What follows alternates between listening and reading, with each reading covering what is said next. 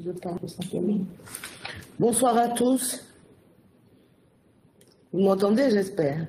Ah oui, Thierry a levé la main. Bonsoir Thierry, bonsoir à tous. Merci de vous être connectés pour cette formation qui, à mon sens, est essentielle, surtout qu'à l'approche des vacances, où les gens ont peut-être tendance à être un petit peu plus libres sur leurs problématiques gynécologiques. Merci au docteur Kénard de nous faire l'honneur de nous présenter aujourd'hui diagnostic et traitement de 3 IST. L'URML vous remercie aussi d'être là. Merci. Merci beaucoup pour l'invitation et merci à toutes les personnes connectées. Donc effectivement, on m'a demandé de faire un topo sur le diagnostic et le traitement de ces 3 IST que sont gonocoque, chlamydia et syphilis, donc qui sont des IST bactériennes. Donc on va commencer par un petit descriptif de la présentation. Donc d'abord quelques chiffres donc sur les IST, donc en Martinique, mais également en France et en Europe. Ensuite, un petit focus sur qu'est-ce qui est nouveau concernant les IST en 2024, parce qu'il y a sûrement des choses que vous connaissez déjà. Ensuite, comment donc on diagnostique une infection à gonocoque, à chlamydia, à syphilis, et puis comment on les traite. Et puis, on verra ensemble à la fin de la présentation donc les résultats du pré-test que vous aviez eu. Donc après, je ne sais pas pour les questions, comment ça se passe. On peut voir quand quelqu'un lève la main. Oui. Alors, ils pourront lever la main ou écrire le chat. Okay, ça marche. Donc n'hésitez pas à intervenir si vous avez des questions tout au long de la présentation. Et puis de toute façon, on fera un moment de discussion également à la fin.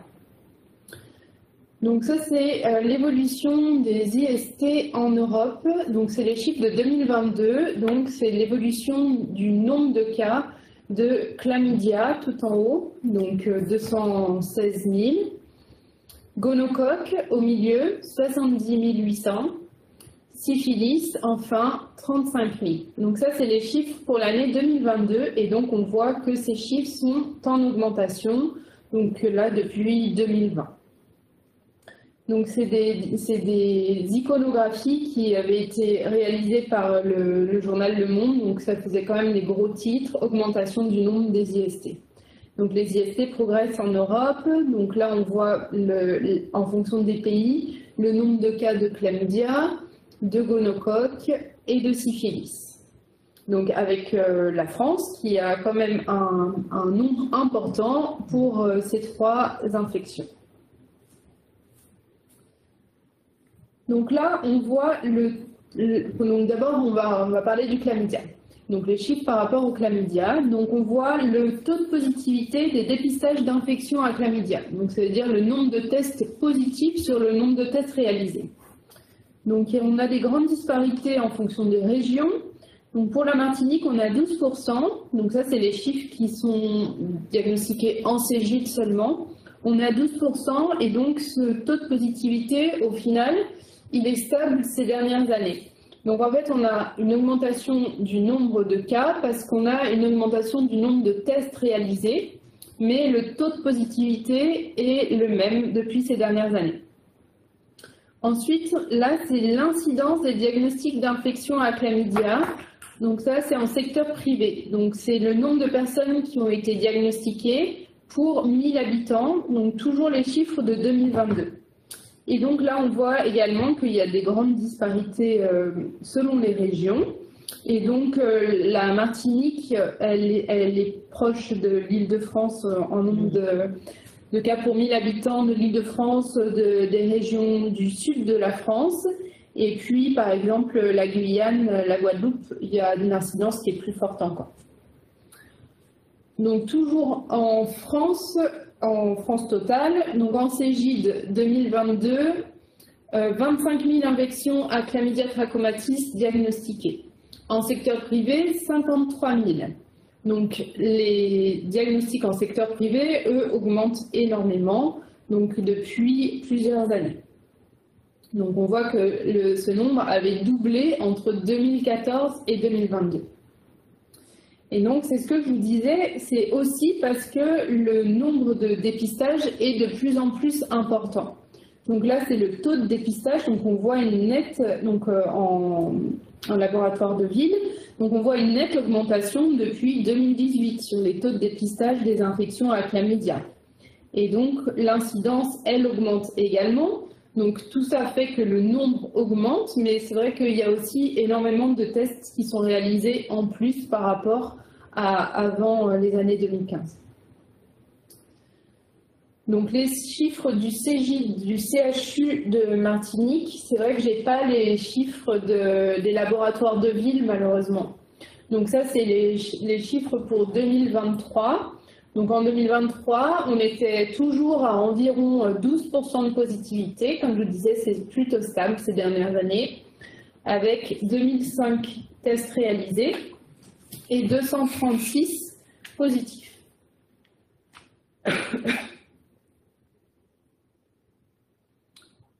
Donc ensuite, on passe à l'infection par le gonocoque.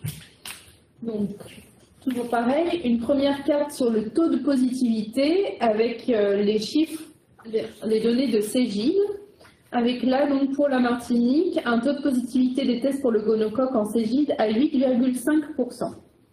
Donc là, c'est vrai qu'on est le plus important. Ensuite, l'évolution du nombre, donc l'activité de dépistage, c'est les lignes. Et puis du taux de positivité des tests, donc on voit qu'effectivement le taux de positivité augmente, mais le nombre également avait augmenté jusqu'en 2020. 2020 c'est un peu difficile d'interprétation, il y avait le Covid. Ouais.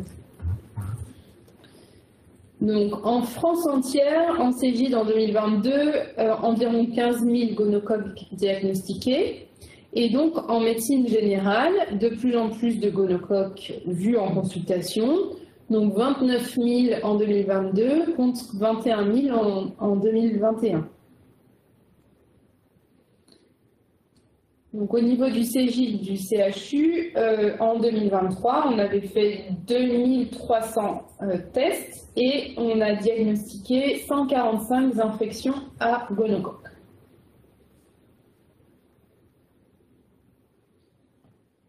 Ensuite, les chiffres par rapport à la syphilis. Donc, la syphilis en France entière, en secteur privé en 2022, 6 000 positifs. Donc là, c'était une augmentation énorme par rapport à 2019, plus 30%.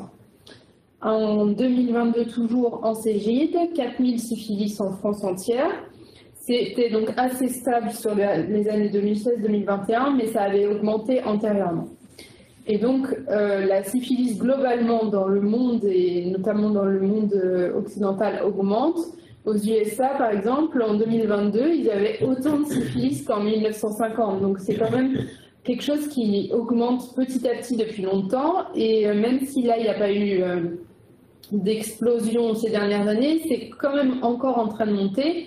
Alors que dans les années 90-2000, ça n'existait quasiment presque plus, cette maladie. Tandis que là, on en voit vraiment souvent. Donc l'incidence des diagnostics, bon, ça c'est un petit peu difficile d'interprétation parce que en fait, si c'était basé sur le traitement par hexancilline, alors qu'en fait, il y avait une pénurie jusqu'en 2018, mais on voit quand même que le taux d'incidence augmente donc depuis 2018. Ensuite, le taux d'incidence des diagnostics de syphilis en secteur privé, donc on est à 11 pour 100 000 en Martinique. En Guyane, ils sont 2 fois plus par comparaison, Île-de-France également. Donc les chiffres au CGID du CHU, on avait fait 2300 tests et on a eu 38 sérologies positives, mais des vraies sérologies positives, pas des cicatrices sérologiques, donc ça j'en reparlerai tout à l'heure. Donc voilà pour ce qui est de la syphilis. Ensuite, quelque chose qui est très inquiétant et auquel il faut faire très attention, en fait, c'est la syphilis congénitale. Donc ça, une estimation mondiale de 700 000 en 2022. Et en fait, en France, ça ne fait qu'augmenter également. Donc c'est dû au fait qu'effectivement, il y a de plus en plus quand même d'infections à syphilis chez des personnes qui sont jeunes. Donc forcément, des personnes l'ont pendant la grossesse et du coup, il y a un très fort risque de syphilis congénitale. Donc vous le savez, il y a le dépistage systématique en début de grossesse, mais en fait, il est à renouveler au 3e trimestre chez les femmes à risque de syphilis. Donc c'est chez les femmes qui ont des rapports sexuels non protégés avec un nouveau partenaire après le premier dépistage pendant la grossesse, donc ça arrive. Et puis les femmes qui savent que leurs conjoints ont plusieurs partenaires. Quand il y a un doute, c'est mieux de le refaire dans tous les cas au 3e trimestre.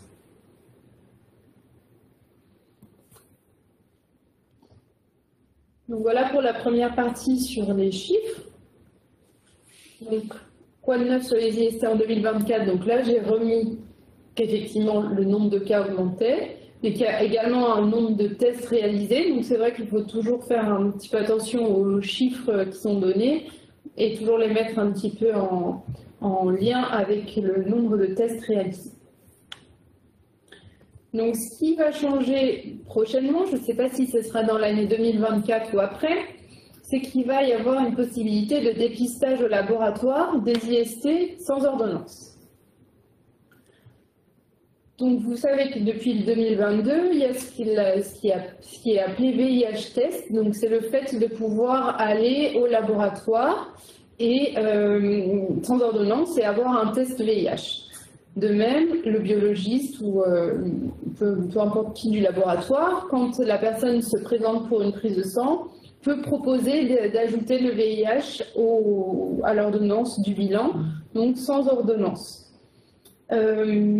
Ça marche très bien depuis 2022, donc ça fait qu'il y a énormément de personnes qui sont dépistées pour le VIH comme ça, des gens qui ne seraient jamais venus en CJ, qui passaient un petit peu à travers les mailles du filet, donc c'est bien, ça a rattrapé des infections.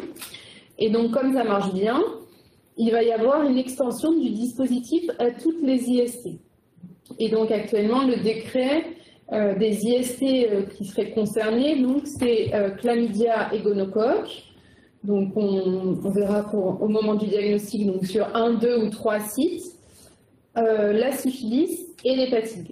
Donc comme je disais, le but c'est de diversifier les opportunités de dépistage, assurer un dépistage gratuit sans ordonnance.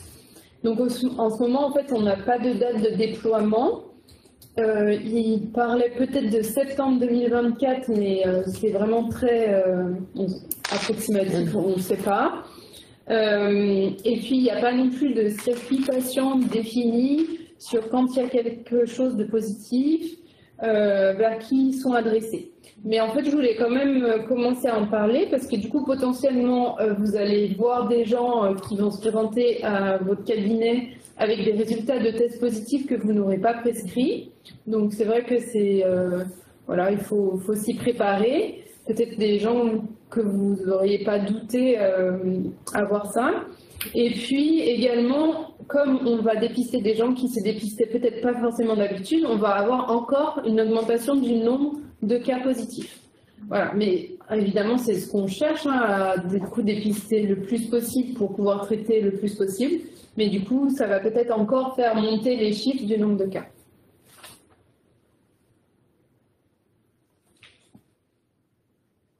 Donc ensuite, quand on parle de bactéries, on parle d'antibiotiques et on parle d'effets collatéraux des antibiotiques. Donc je vais vous parler de deux choses par rapport à ça. Donc évidemment, quand on utilise les antibiotiques, surtout que les antibiotiques pour les IST, vous verrez, ont des spectres quand même assez larges. Donc ça peut provoquer des bactéries résistantes, des BMR, avec une sélection donc, au niveau du tube digestif, des effets indésirables évidemment aigus de type diarrhée, des mycoses, mais également donc, des résistances, des sélections de résistance, et ensuite potentiellement des patients qui pourraient faire des infections, translocations, etc., avec des germes qui seraient résistants parce que exposés aux antibiotiques. Donc c'est vrai qu'il ne faut quand même pas avoir la main trop lourde et il faut traiter quand il faut, quoi. Je ne vous apprends rien par rapport à ça. Et donc il y a 2 points que je voulais voir avec vous. Donc c'est par rapport au gonocoque. Donc, en fait, il y a eu beaucoup de choses qui ont été discutées ces dernières années sur la résistance du gonocoque, la résistance à la ceftriaxone, aux macrolides. Donc, pour l'instant, en France, on est quand même très épargné par rapport à ça, par rapport à certaines régions du monde. Mais c'est quand même en très légère augmentation, donc il faut quand même l'avoir dans un petit coin de la tête, même si vraiment c'est très très très rare. Et le seul facteur de risque qui est identifié en France, c'est le retour d'Asie du Sud-Est. Donc en gros, ça va arriver super rarement, mais si quelqu'un se présente avec une infection à gonocoque au retour d'Asie du Sud-Est, et bien à ce moment-là, vous pouvez demander un avis infectieux parce que ça sera potentiellement un gonocoque résistant. Donc soit vous demandez l'avis infectieux, soit vous adressez au CGID. De même, les résistances du mycoplasme, elles ne font que croître. Donc, le mycoplasme génitalium, c'est donc une infection, c'est une bactérie qui se transmet par voie sexuelle. Et donc, la résistance en macrolide, par exemple, en France métropolitaine, elle est de 40%, donc c'est énorme. Au quinolone, en France métropolitaine, 17%. Et la résistance des 2 molécules, 16%. Donc ça veut dire qu'il ne reste plus grand-chose pour traiter ce mycoplasme. Heureusement, dans les DROM, on est encore relativement épargné, mais c'est vrai qu'on en voit de plus en plus au CGID des personnes avec des mycoplasmes, et des mycoplasmes qu'on a du mal à traiter, des mycoplasmes qui sont résistants. En plus, il y a la problématique de l'antibiogramme qui met plus de temps à revenir, donc c'est vrai qu'on est quand même embêté pour traiter ces gens-là.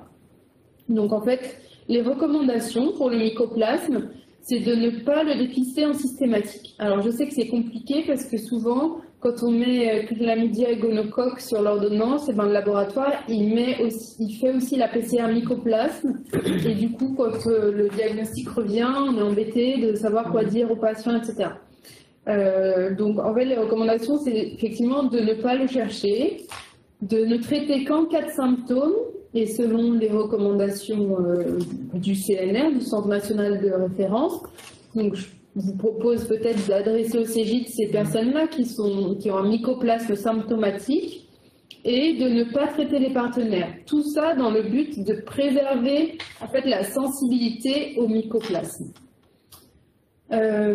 Il faut rassurer les patients que même si on retrouve ce mycoplasme dans les tests qu'on n'a pas demandé mais qui reviennent positifs et qui n'ont pas de symptômes, il n'y a pas de portage chronique, à force il y a une clairance de ce mycoplasme qui est fait. Et surtout, il n'y a pas de conséquences à long terme comme il peut y avoir avec le chlamydia par exemple. Il n'y a pas de grossesse extra-utérine, d'infertilité, etc. Donc il faut essayer de rassurer au maximum les patients par rapport à ça, concernant l'absence de traitement en cas d'absence de symptômes et l'absence de traitement des partenaires, même si la personne est symptomatique.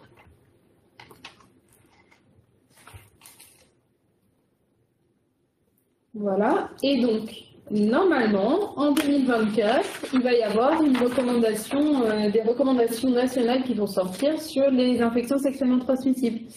Donc, peut-être que certaines choses que je vous dis aujourd'hui changeront. Donc, on pourra refaire une session à ce moment-là. Donc ensuite, avant de parler du diagnostic, j'ai fait un petit peu de clinique à chaque fois pour chaque agent pathogène.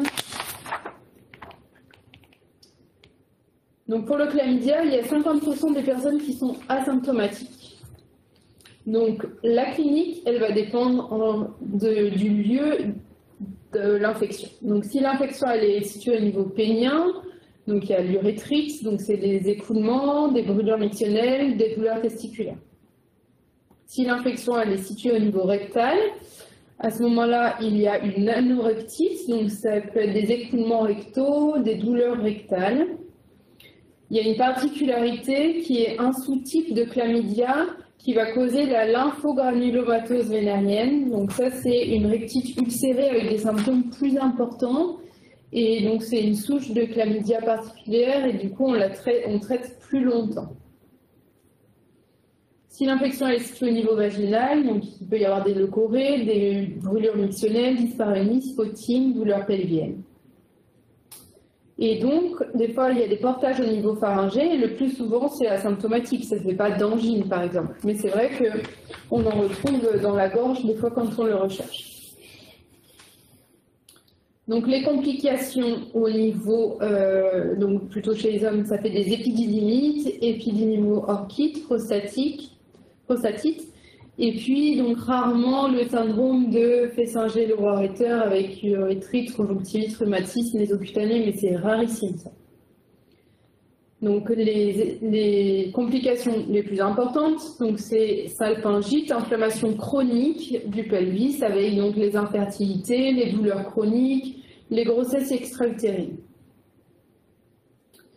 Et puis donc, pendant la grossesse, l'infection par chlamydia peut entraîner une prématurité, un petit poids. Et puis, si c'est transmis pendant l'accouchement, en fait, ça va faire des conjonctivites et des pneumopathies au bébé.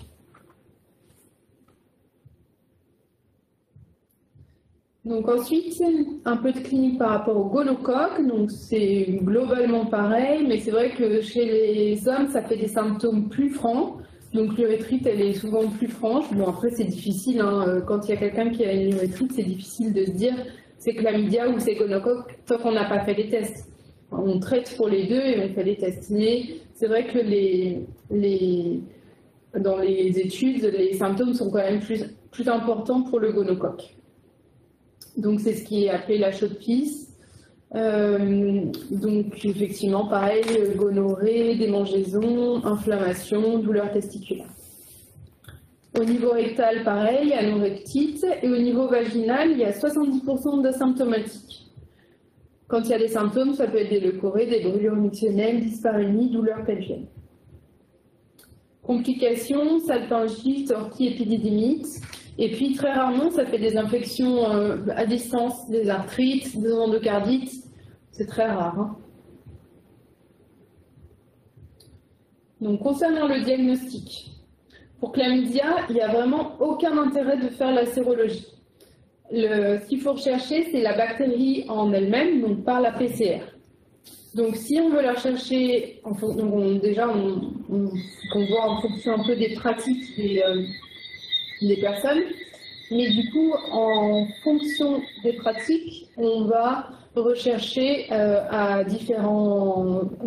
sur différents sites la chlamydia. Donc si on veut la rechercher au niveau pénien, on va la rechercher dans le premier jet d'urine.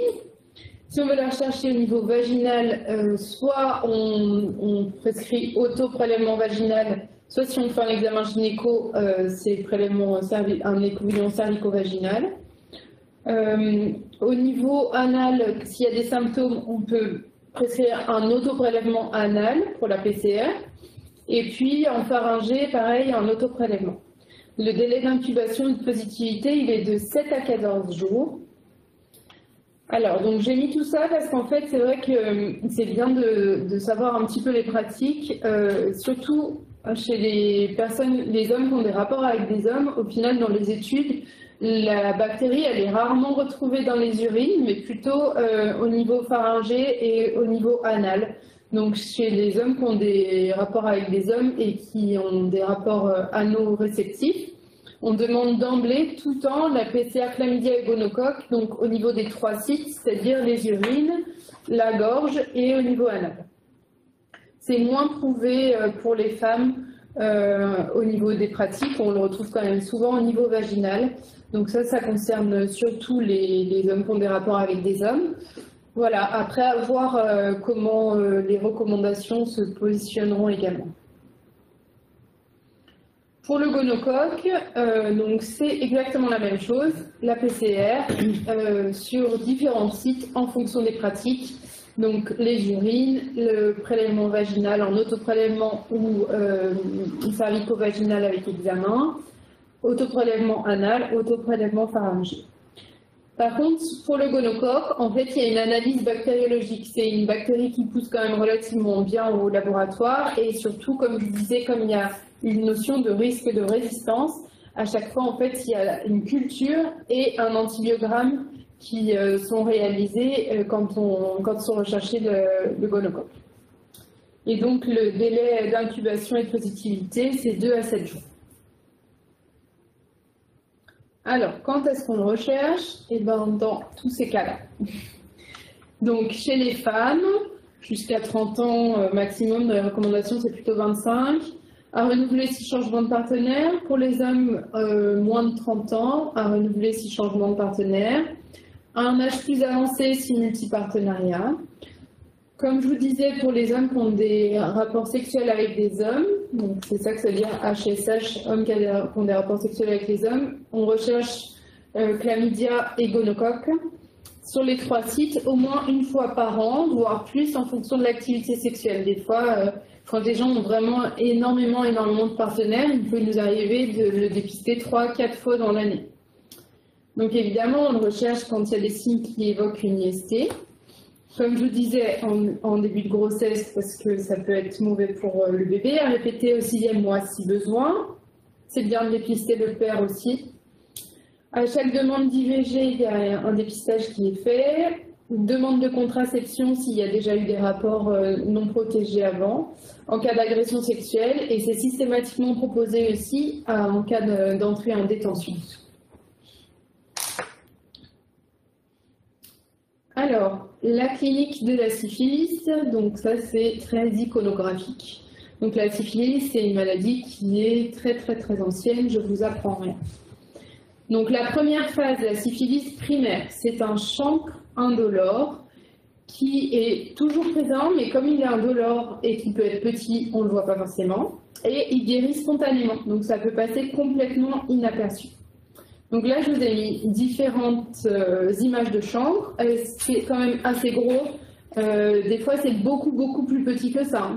Donc là, il y a sur un gland, au niveau des petites lèvres. Là, on voit un ganglion énorme au niveau de l'aine. Ensuite, un chancre sur la langue, ça peut arriver. Un chancre au niveau de la cavité buccale, sur la lèvre. En fait, c'est en fonction du lieu de contamination parce qu'il y a une transmission par le sexe oral de la syphilis.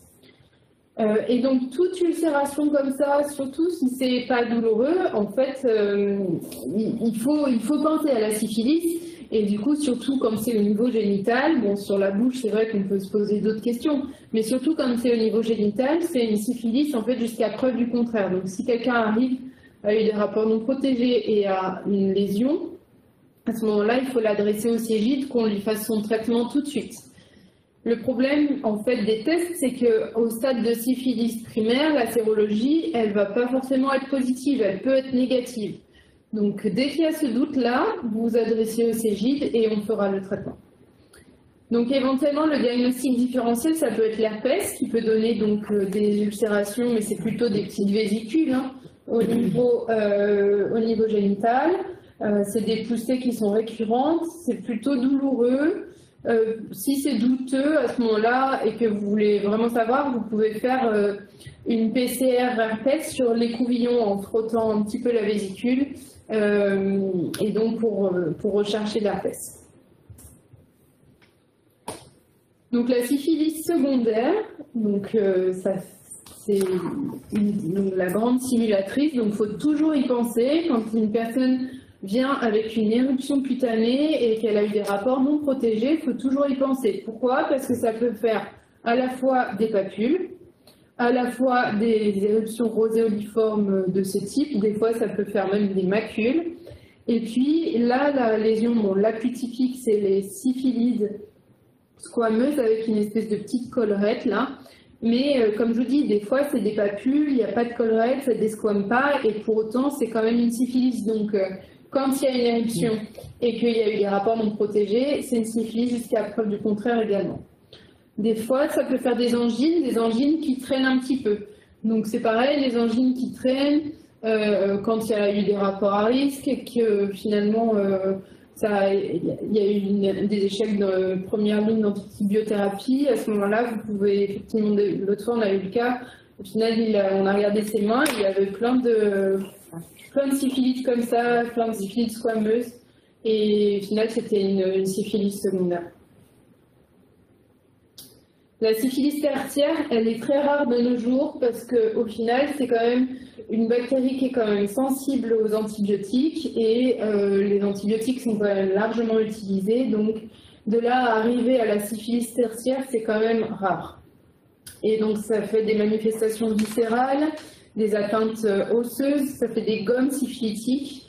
Donc si la gomme elle est située par exemple au niveau du nez, et ben, les gens perdent leur nez. Donc ça c'était des iconographies de reconstruction nasale, donc à l'époque bien avant où il y avait bien avant les antibiotiques où il n'y avait pas de traitement de syphilis et les gens arrivaient jusqu'à des syphilis tertiaires. Là c'est pareil, ça fait plein de symptômes différents, donc il faut y penser relativement souvent. Un petit point sur la neurosyphilis qui peut arriver en fait au stade de syphilis tertiaire comme au stade de syphilis secondaire à type de méningoencéphalite, de radiculonévrite. Une fois j'avais eu un patient qui avait seulement des acouphènes aigus et puis effectivement il avait une roséole et puis en fait c'était une syphilis secondaire. Mais du coup une neurosyphilis, donc c'est vrai que le traitement il est quand même pas le même qu'une syphilis non neurologique. Donc là, c'est un petit point d'évolution. Donc au niveau des dates, finalement, l'évolution elle est très aléatoire en fonction des cas. Et puis, il y a également plein de moments où finalement on n'a pas de symptômes. Donc c'est vrai que c'est assez difficile de suivre l'évolution réelle de la syphilis. Mais toujours est-il que quand on peut dater et que c'est moins d'1 an, à ce moment-là, on dit précoce. Et quand c'est plus d'1 an ou indatable, on dit tardive. Sachant que donc, dans les précoces, jusqu'à secondaire, c'est précoce, quoi. Donc les syphilis primaires et secondaires, elles sont précoces. Tertiaire, c'est tardif. Et puis quand il n'y a pas de symptômes, eh ben, on voit si on peut dater en fonction d'un certain rapport ou en fonction d'une sérologie antérieure. Donc là, je vous ai mis 2 diapos de la syphilis congénitale, donc c'est quand même rare, mais voilà, je voulais quand même le mentionner parce que c'est quelque chose qu'il faut quand même faire attention, auquel il faut quand même faire attention pendant la grossesse. Donc la syphilis précoce, moins de 2 ans, ça fait donc des éruptions, des écoulements nasales, ça c'est vraiment très, très typique. Des écoulements clairs, ça peut faire des méningites, hépatosplénomégalie, ictère, et puis donc les atteintes osseuses. Et puis, quand c'est tardif, la syphilis congénitale tardive, ça fait des anomalies au niveau des dents, pareil, des déformations au niveau des os, des atteintes au niveau osseux, des défauts de palais osseux, des kératites, des atteintes crâniennes, des suavités, etc. Donc, c'est gravissime. Donc, on passe au fameux dépistage de la syphilis, donc par la sérologie, avec donc ces 2 tests qui sont le RPR-VDRL et le TPHA.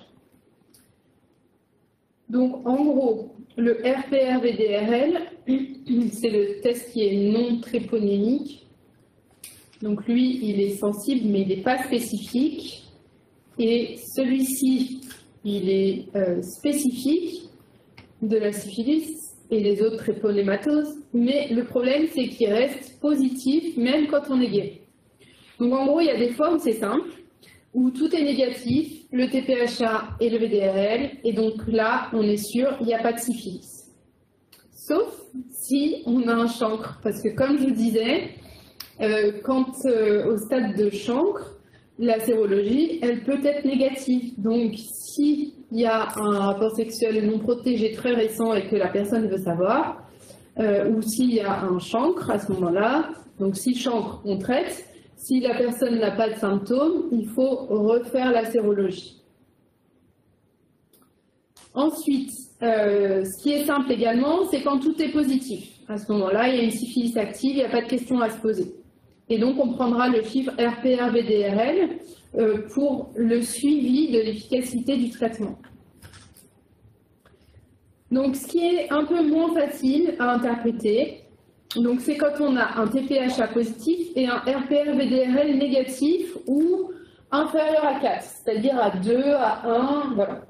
Donc ça signe plusieurs choses. Soit une syphilis très récente, donc là il y a tout un contexte et à ce moment-là on va traiter ou recontrôler. Soit on découvre une sérologie comme ça par hasard. À ce moment-là, bon, on demande à la personne si elle a déjà eu la syphilis. Donc des fois, ils peuvent très bien dire oui, j'ai eu la syphilis, donc ça va rester positif en fait toute leur vie. Soit ça arrive pas mal chez les personnes âgées. Ça peut être une autre tréponématose non vénérienne. Ça, c'est des infections qu'il n'y a plus actuellement, mais qu'il y avait quand les gens qui ont actuellement 70-80 ans étaient petits. Et donc, c'était le pian, donc des infections cutanées. Donc, ça positive un PPHA à vie, mais du coup, ça n'a rien à voir avec la syphilis. Voilà, donc ça fait des sérologies qui restent positives à vie, mais pour des infections qui ne sont plus du tout actives. Et quand il y a un PPHA négatif, mais un RPR ou VDRL positif, ça c'est un faux positif du VDRL, donc là c'est grossesse ou maladie auto-immune. Alors, quand est-ce qu'on recherche la syphilis? Donc devant des symptômes évocateurs évidemment, en cas de comptage. Donc pour certains groupes qui ont des rapports sexuels non protégés, y compris le sexe oral, je disais, donc soit une fois par an, soit plus en fonction des pratiques. Donc chez les hommes qui ont des rapports avec des hommes, chez les travailleuses du sexe, le multipartenariat, les hommes ou les femmes qui fréquentent des hommes ou des femmes qui sont travailleurs du sexe. Quand il y a eu un diagnostic ou un antécédent d'IST ou d'infection par le VIH, chez les personnes qui arrivent d'un pays où il y a beaucoup de syphilis, c'est systématiquement proposé lors de l'incarcération, en cas d'agression sexuelle ou en cas de don du sang. Et donc, par rapport à la grossesse, on en a déjà parlé.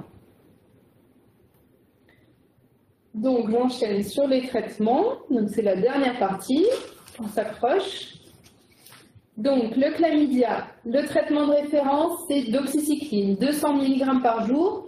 Donc, soit 2 comprimés pris une fois par jour, soit un comprimé pris 2 fois par jour, peu importe.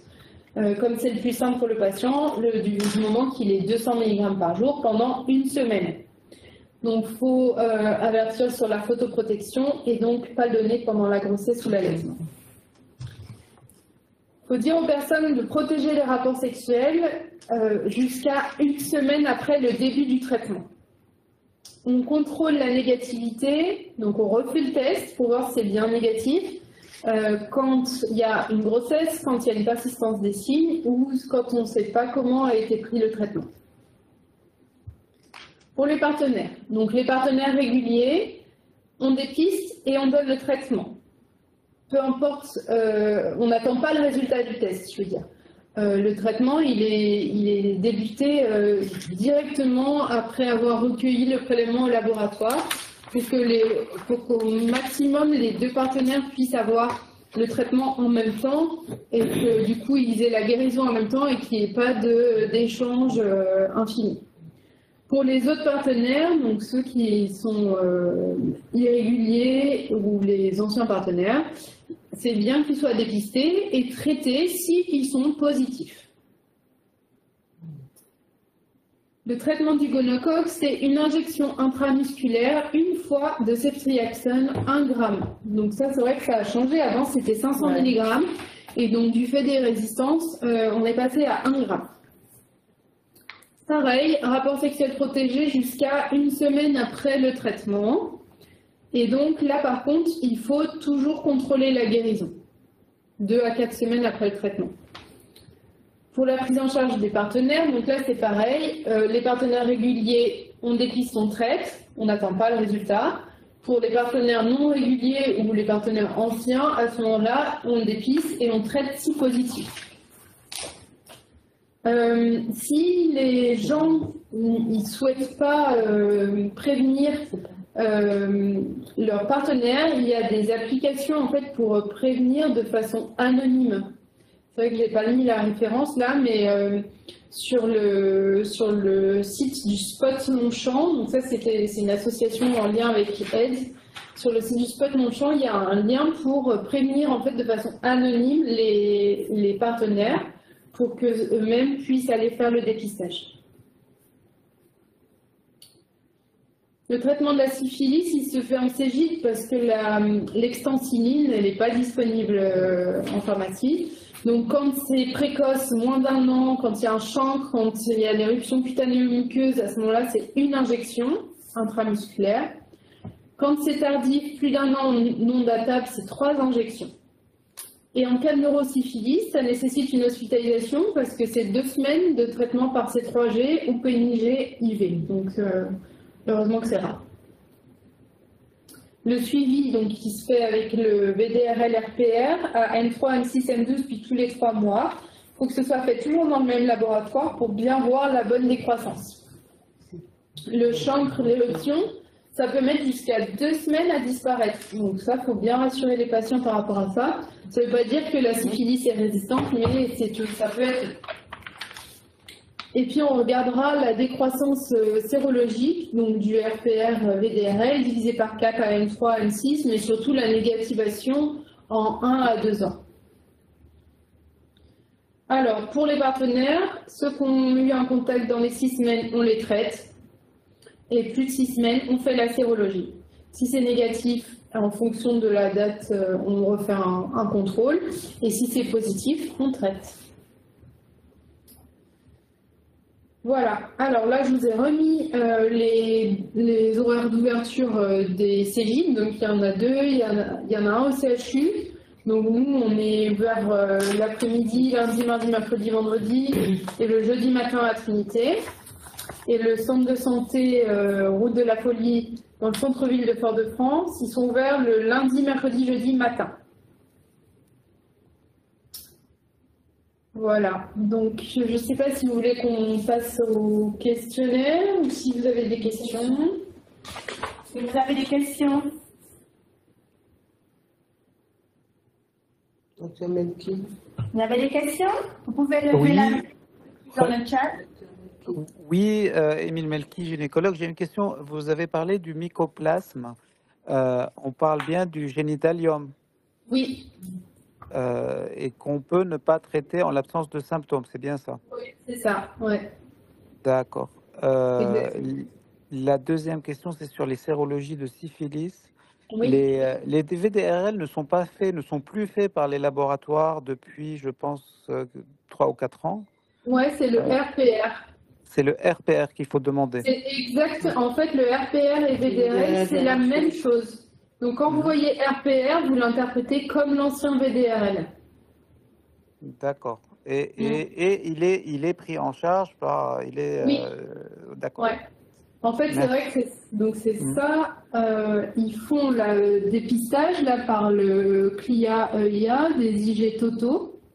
Dès qu'il y a quelque chose qui accroche à ce moment-là, ils font le TPHA, donc TPHA plus RPR ou VDRL. D'accord, donc merci. si ça c'est négatif, et ben ensuite ça veut dire qu'il n'y a ni l'un ni l'autre, quoi.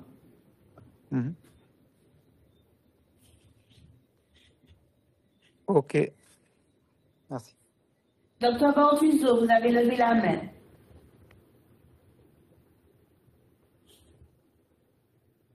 Le micro est coupé, docteur. Oui, juste une question qui va peut-être préciser ce que vous avez déjà dit, mais c'est pas encore clair dans ma tête. Quand on fait un diagnostic clinique d'infection type anorectite, pas sévère, on attend les résultats pour donner le traitement ou on les traite en probabiliste? Non, oui. Bah, en fait, pour tout ce qui est urétrite, anorectite, symptômes vaginaux importants, à ce moment-là, on traite d'emblée. Mais c'est vrai que c'est bien d'avoir l'écouvillon réalisé pour pouvoir confirmer le diagnostic, mais on traite d'emblée et donc on traite pour les deux, pour le chlamydia et le gonocoque. Ok, c'est clair. Ouais, En fait, en pratique, comme on a souvent le retour une semaine après, c'est c'est toujours ça. un tout petit peu gênant de ne pas les C'est ça. traiter quand on les a sous la main, quoi. C'est ça. C'est pour ça qu'on traite d'emblée. Et donc, si vous revoyez la personne et c'est ni chlamydia ni gonocoque, et que la personne elle a encore des symptômes, c'est là qu'on recherche le mycoplasme. Mhm. Voilà. Et vous n'avez Et, pas fait de point sur. Vous n'avez pas fait de point sur le traitement de la lymphogranulomatose vénérienne? Voilà, donc j'allais vous préciser ça. Donc c'est vrai que c'est rare, mais vous devez en voir. Donc quand il y a des symptômes importants au niveau rectal, comme en pratique, on les voit à 7 jours, qu'ils ont toujours la doxycycline, mais que souvent il y a encore des symptômes et qu'on n'a pas le résultat du typage de chlamydia, et ben à ce moment-là, on les traite 21 jours comme si c'était une LGV en fait. D'accord. Comme si c'était une lymphogranulomatose vénérienne. Le portage chlamydia anal asymptomatique ou peu symptomatique, on fait 7 jours de doxycycline. Et quand il y a énormément de symptômes, et ben à ce moment-là, comme on a vraiment rarement le résultat, si on a le résultat, c'est très bien, mais si on n'a pas le résultat, on les traite comme si c'était une lymphogranulomatose vénérienne, donc 3 semaines de doxycycline. C'est vrai que je n'ai pas précisé. Ok, merci. Je vous en prie. Est-ce qu'il y a d'autres questions?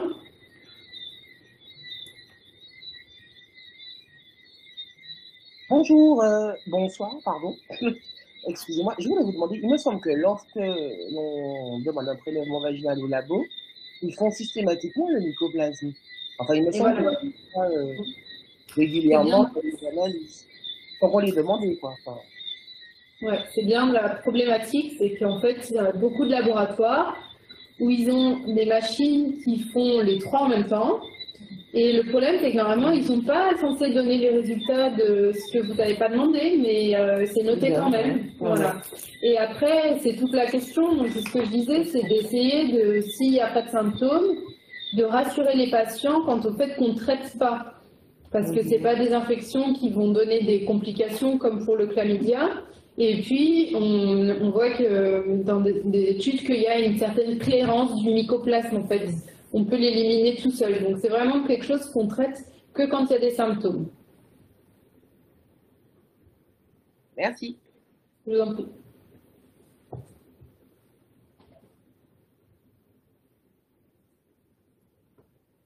Est-ce qu'il y a d'autres questions?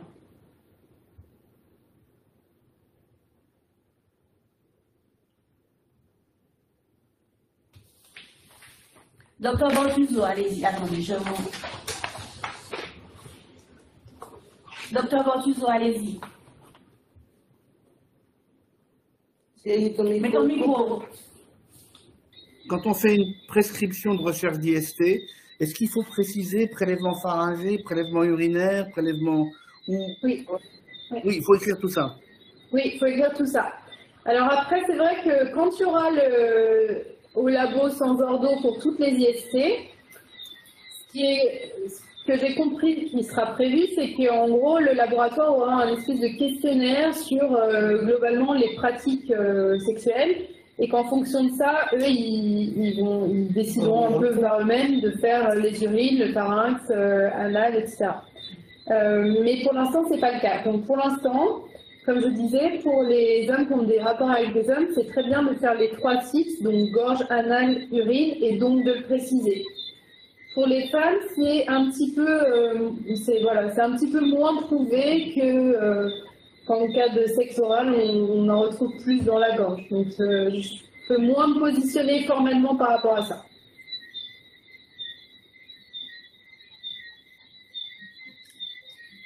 Mais en tout cas, il faut le détailler. Quoi d'autre?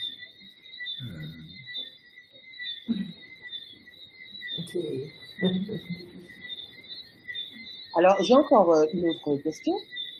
J'ai eu un patient pour lequel il y avait sérologie positive pour la syphilis. Cependant, il était totalement opposant au fait d'aller à l'hôpital. Mhm. Je comprends que j'ai pu commander de l'extensiline à la pharmacie. Vous avez pu en avoir et le faire au cabinet. Oui, oui, oui, oui. C'est pour ça que quand D'accord, je ok. dis strictement il y a l'hôpital, bah, non. Parce qu'en fait, voilà, ça a pu se faire. Hein, donc, D'accord, bah ouais, c'est bien. Hein. Mhm.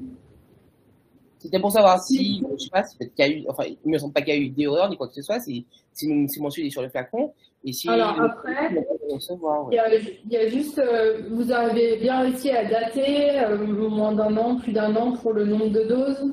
Il n'y avait pas de problème. Non, il n'y a pas de problème. Ouais. Et puis après, il y a la réaction, j'arrive jamais à le dire, mais d'Exermeyer, qui est très rare, mais c'est une espèce de réaction allergique à l'extensiline. Donc c'est vrai qu'il faut juste prévenir le patient qu'il peut faire un peu de fièvre, donc ça peut être en lien avec l'antibiotique. Pas de problème, merci beaucoup. Je vous en prie.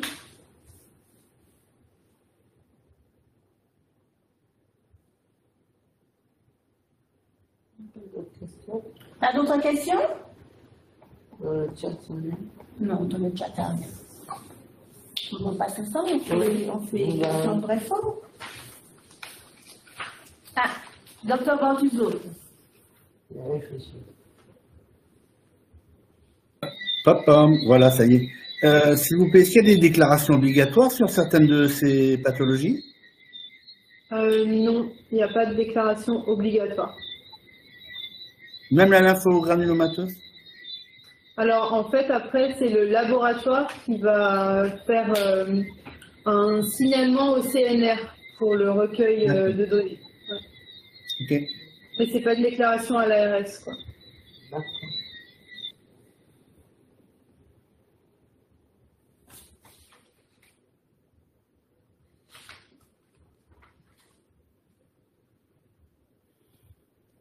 Non, une petite question pratico-pratique.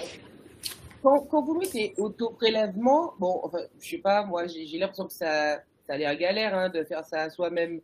Donc, peut-être que je me méprends, mais c'est vraiment des auto-prélèvements, c'est pas Ouais. un technicien. Ouais, sans souci. Mais en fait, il n'y a pas besoin d'aller jusqu'au col, quoi. Hein. Donc, Ouais, c'est juste. c'est un autoprélèvement. Nous, on fonctionne que comme ça. On s'agit de tout est en autoprélèvement, vaginal, anal, pharyngé. C'est vrai quand les femmes sont indisposées, ça je l'ai pas dit, mais les femmes indisposées, c'est sur les urines. Mais sinon, autoprélèvement, ça fonctionne très bien et au laboratoire, ils peuvent le faire. Ok, bon. Merci. Oui, une question sur les autoprélèvements. En pratique, on leur donne un kit, ils font ça chez eux ou ils font ça au laboratoire? Au laboratoire. Ok. Ouais, aux toilettes du laboratoire. Mm.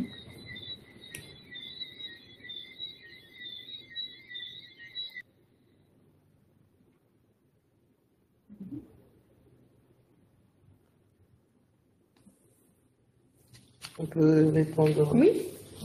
Bon, alors, c'est vrai que c'est des choses qu'on a vues du coup. Hein. Ouais. Donc, pour les infections à gonocoque, est-ce qu'il existe des formes asymptomatiques? Alors, vrai ou faux? Oui, c'est ça. Vrai Vrai ou ou faux? faux? Laissez partager.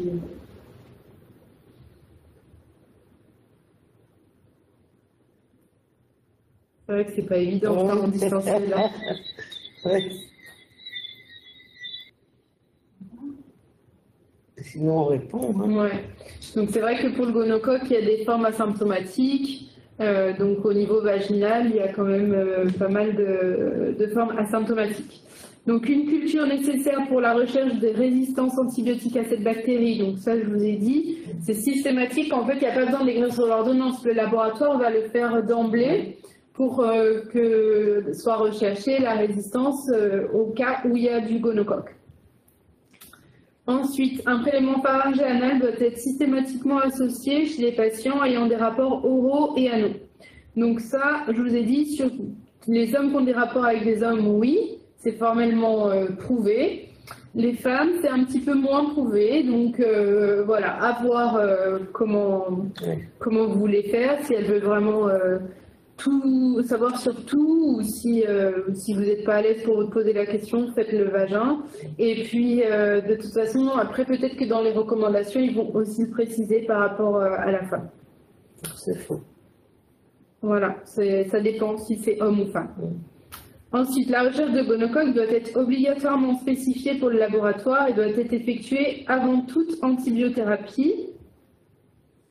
Alors donc, ça, quand effectivement on a des symptômes, il faut faire, donc, dans le test, dans l'ordonnance, on met PCR, gonocoque et chlamydia, et donc il faut que le test soit fait juste avant de prendre le traitement. Donc c'est vrai que c'est peut-être plus compliqué en ville qu'en Cégide, mais comme ça, on a un diagnostic formel.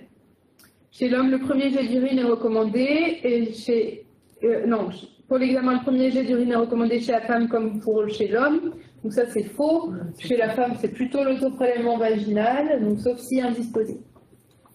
Pour le chlamydia, la sérologie n'a pas d'intérêt. Donc je vous l'ai dit, ça n'a pas d'intérêt. De nombreuses formes sont asymptomatiques, donc oui, 50%. Son dépistage doit être systématique chez les femmes sexuellement actives de 15 à 25, y compris pendant la grossesse, oui, complètement. Dépistage systématique chez les femmes consultant pour une IVG, oui. Et le diagnostic, c'est une PCR lors d'un auto-écouvillon vaginal au premier jet d'urine, donc c'est vrai. Syphilis. Toute ulcération des muqueuses doit faire suspecter un chancre syphilitique. Donc c'est vrai, d'autant plus qu'il est indolore. Et donc il définit la phase primaire qui apparaît en moyenne 21 jours après le rapport sexuel à risque. C'est vrai. Les syphilides peuvent mimer de très nombreuses pathologies dermatologiques. Donc c'est vrai que les syphilides, collerette squameuse, etc., donc ça c'est quand même plutôt spécifique. Par contre, la syphilis peut donner d'autres types de lésions cutanées. Mais les syphilides, c'est quand même spécifique. Donc ça, c'est faux. Sérologie syphilitique proposée au moindre doute, oui. Mais par contre, au stade du chancre, il faut la faire, mais il ne faut pas tenir compte de la positivité ou non, parce qu'elle pourra être négative. Mais en tout cas, elle est systématiquement proposée, et puis après, à interpréter en fonction du stade.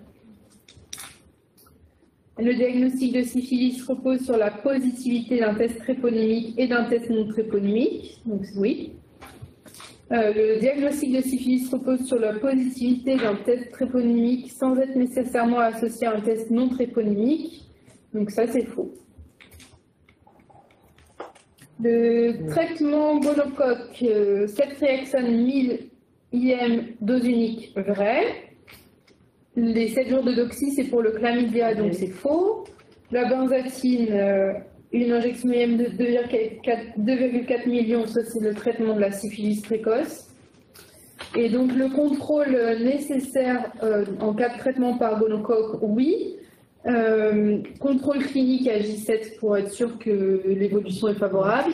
Et puis contrôle biologique pour être sûr que le gonocoque soit bien parti. Donc on refait faire une PCR 2 à 4 semaines après. Traitement de chlamydia, donc c'est 7 jours de doxycycline. L'azithromycine 1 g en dose unique à craindre en cas de crainte de non-observance, ça peut être donné, c'est une des alternatives. Et donc, le contrôle préconisé 3 à 6 mois plus tard. Donc ça, c'est en fait pour rechercher une éventuelle recontamination. Donc ça, c'est en fonction de l'activité sexuelle des personnes, quoi, ça dépend. Le traitement de la syphilis, une injection IM de 2,4 en cas de syphilis précoce, oui. Une injection IM de 2,4 à renouveler 1 et 2 semaines après la première en cas d'incertitude ou d'évolution supérieure à 1 an, oui. L'azithro 1 g, non. La doxy 14 jours en cas de contre-indication, oui, c'est ça le traitement en alternative. Et puis la guérison définie par une division d'un facteur 4 en 6 mois du test tréponymique, donc oui.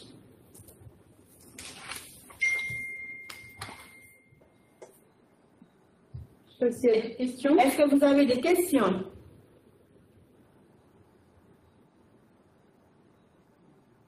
Docteur Bortuzzo. Oui, pour les patients que je peux voir au CHU, quand on leur demande de faire les prélèvements, on les envoie au laboratoire ou chez vous? Peu importe, si c'est le laboratoire, ils les font aussi, le laboratoire du CHU, ils font aussi les prélèvements. Il y a des patients qui descendent avec une ordonnance d'auto-prélèvement anal, pharyngé, etc., quand c'est en dehors des horaires du CEGID, et ça se fait très bien au laboratoire. Ok, merci. Ouais, peu importe en fait. Après, si vous pensez qu'il y a une indication de PrEP ou quoi, si les gens ont vraiment beaucoup de rapports, à ce moment-là, vous pouvez nous les adresser, comme ça on ouvre cette discussion. Hein. Oui.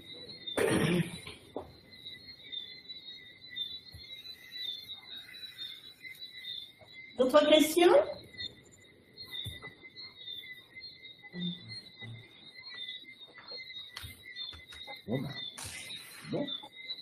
Pas d'autres questions? Merci. Non? Non. On va vous... Oui. Oui, alors justement, en parlant d'indication de PrEP, est-ce qu'on fait juste... Enfin, il faut faire aussi les autoprélèvements, même si le patient, c'est juste pour juste le dépistage avant de prescrire une PrEP, en fait. Alors, je réexplique. Oui, j'ai pas compris. Le patient va consulter pour avoir la PrEP, et donc on fait le dépistage avant l'administration du remède. Donc, est-ce qu'il faut faire la totale, prélèvement urinaire, même si, voilà, il n'y a pas de risque en particulier?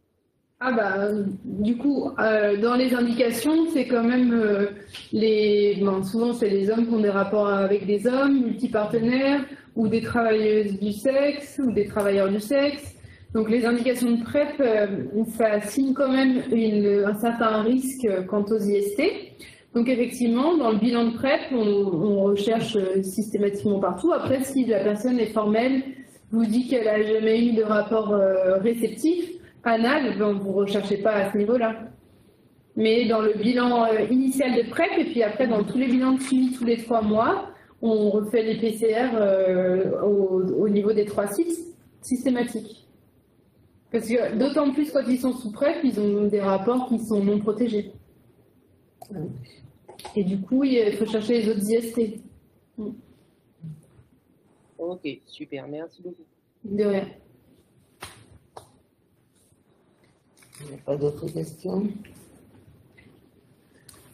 S'il n'y a pas d'autres questions, on va vous remercier d'avoir été aussi nombreux à vous connecter.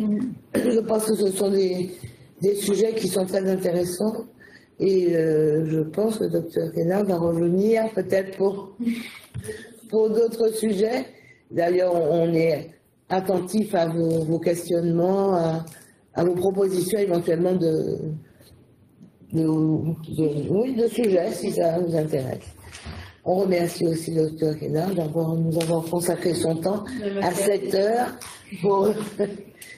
Et puis, n'oubliez pas de répondre au petit questionnaire de satisfaction qui vous a été envoyé par mail. Merci beaucoup, bonne soirée, puis à très très bientôt. Protégez-vous.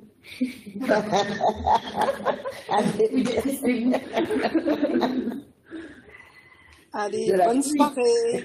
Bonne soirée. Bonne soirée à tous. Merci. Ça va